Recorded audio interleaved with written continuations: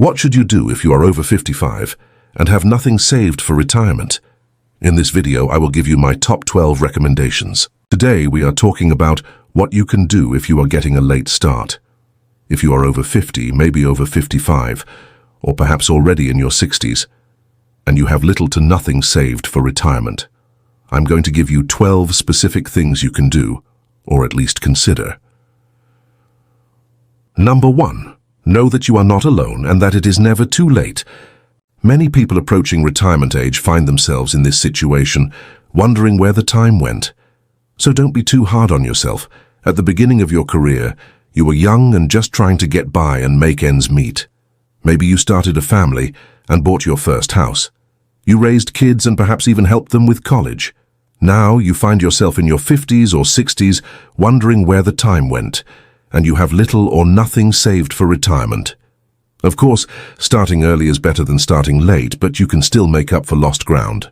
I realize everyone's situation is unique, and what works for one person may not work for another for a variety of reasons. The purpose of this video is to give you some practical ideas and strategies to consider, ideas that can make a very big difference in your golden retirement years. So number 2, take inventory of your situation, identify your timeline, and evaluate all the possibilities. For example, if you are 55 and in good health, you have 10 years before you are 65 and 15 years before you are 70. You can accomplish a lot in 15 years, or even in 10 or 5 years, but you have to get intensely focused and develop a real plan of action. Your greatest asset is your ability to earn an income. If you currently have an income or the ability to earn one, that is your golden goose. It's not about how much you earn, it's about what you keep that matters. You might be surprised by how many people with high incomes, even very high incomes, have little to nothing saved. On the other hand, you might also be surprised by how many people with modest incomes have accumulated a sizable retirement nest egg. As a financial planner, I see both ends of the spectrum and everything in between. When we earn more, the natural tendency is to spend more. A great quote from George S. Clason says, "What each of us calls our necessary expenses will always grow to equal our incomes unless we protest to the contrary." You cannot effectively protest without a plan and a clear goal. Number 3, know your numbers. You need to know where your money is going. You need to understand your cash inflow and outflow, your income and your expenses. This is called a budget. The word budget is not very popular. Many people feel that following a budget is difficult. If that is you, I suggest changing the way you think about it. You could even give it a different name if that helps. In its simplest form, it means A. Knowing where your money is going. B. Controlling where your money is going. You cannot manage what you do not measure. A budget does not hold you back. It sets you free. Number 4, complete a 30-day spending audit. Make a commitment to track all of your spending for 30 days, or for the next full month. Track every penny. You can simply do this with a piece of paper. Don't overcomplicate it. If you would like, you can download our spending audit. It is an Excel spreadsheet we designed for this purpose. It is a free download, and there is a link in the description below. You want it to be simple but effective. Number 5, keep more of your own money. When you gain clarity about how much income is coming in and where it is going each month, you will be empowered to make changes. Imagine for a moment what it would be like if you could keep all of your income. In other words, if you had no expenses and could save all of your income each month. Of course, that is not realistic, but just do the math. If you could save and wisely invest all of your income every month for the next 5, 10, or 15 years, how much of a nest egg could you accumulate? It would likely be a significant amount. Number 6, get creative and think outside the box. Let me share a personal story with you. My wife Sarah and I met in college. We were poor college students, but the lack of money did not prevent us from getting married. We also didn't wait long before starting our family. We didn't know how we were going to make ends meet, and we knew it would be challenging, but we were determined to face life's challenges together. A few years later, I was still finishing my schooling while working full-time. We were renting an apartment and wanted very much to save enough to buy our first house. When we reviewed our income and expenses, saving any money seemed completely impossible. That is when we decided to get creative. Our biggest expense was rent. We began thinking of ways we could possibly live for at least 1 year without a rent payment. Moving in with parents with a wife and 2 small children was not a viable option for us at the time, but we were determined to find a way to drastically lower our expenses. So we started brainstorming. My wife had previously volunteered at a care center. She is very nurturing and loved visiting and caring for elderly people. I had a thought. I wonder how many elderly people in our city are living alone in large homes, but have reached a point where they need assisted living and would welcome a live-in caregiver. Then I wondered if we could find someone willing to accept caregivers who came as a husband and wife team with 2 small children. We had never heard of anyone doing that before, but we decided to test the waters. This was before the internet, so we placed an ad in the classified section of the local newspaper. We were surprised to receive calls from about 6 people looking for live-in caregivers for their aging parents. We had more than one solid offer. We met with the first interested family and immediately connected with them, and they with us. It was an elderly man in his 90s who had recovered from a stroke but had some paralysis. He was a very kind and sweet man who absolutely loved children. He lived in a 2-story home. His adult children offered us room and board.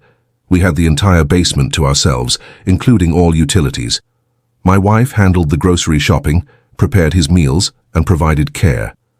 They also paid her $600 per month. The commitment was for a minimum of 1 year. A little before the year ended, Grandpa Tony, as we lovingly called him, passed away in my wife's arms while I was away at work. This experience was a miracle for us in many ways. We drastically reduced our expenses and even increased our income. After 1 year, we had saved enough for a down payment on our first house, something we never would have been able to do otherwise. Let me share another creative example. A couple I know was 61 years old and had very little saved for retirement. However, the husband's job was going well and his income was the highest it had ever been. They created an aggressive plan to reduce their expenses by nearly 70% for 3 years. They sold their large 2-story home and planned to downsize later. In the meantime, they moved in with their adult daughter, who was working part-time, attending school, and caring for her 2-year-old son. They rented a bedroom from her, shared utilities, and helped care for their grandson while she finished college.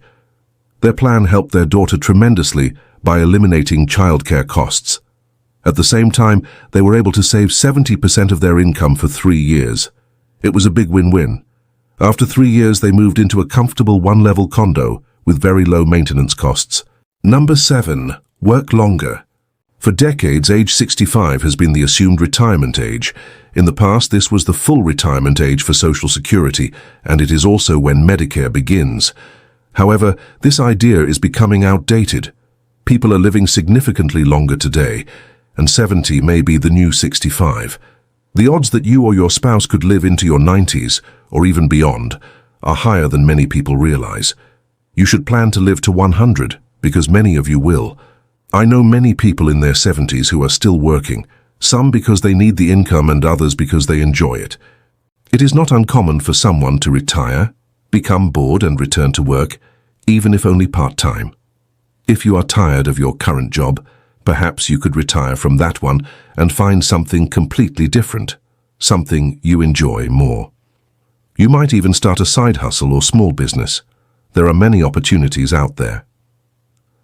Number 8. Delay starting Social Security.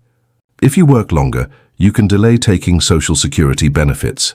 This can increase the size of your future Social Security benefit in a couple of ways. First, you may add additional higher earning years to your record. Social Security calculates your benefit based on your best 35 years of earnings. Second, you earn delayed retirement credits for waiting. With a good strategy, your Social Security benefit can be significantly larger. Number 9. Improve your physical and mental health. A sedentary lifestyle leads to disease, and disease often brings significant financial costs. Getting physically and mentally fit may be one of the most important things you can do for your retirement. When you are healthy and fit, you will have more energy and be better able to work and earn income longer. The benefits of exercise and healthy eating are enormous. With number 10, have faith. Have faith in yourself, faith in the future, and most importantly, faith in God. Great and amazing things can be accomplished. Although it may feel overwhelming or even impossible, nothing is truly impossible. You are more capable than you think. You are stronger than you think. You are more creative than you think. You can do hard things. Here is a quote worth remembering. There is no chance, no destiny, no fate that can circumvent, hinder, or control the firm resolve of a determined soul. Ella Wheeler Wilcox.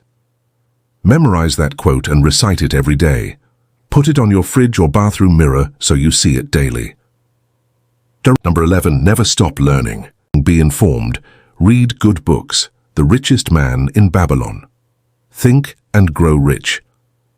These are motivational and inspiring books, but you should also learn about the best ways to save and invest your money. There are important tax strategies to understand, including IRAs, Roth IRAs, 401ks, and catch-up contributions.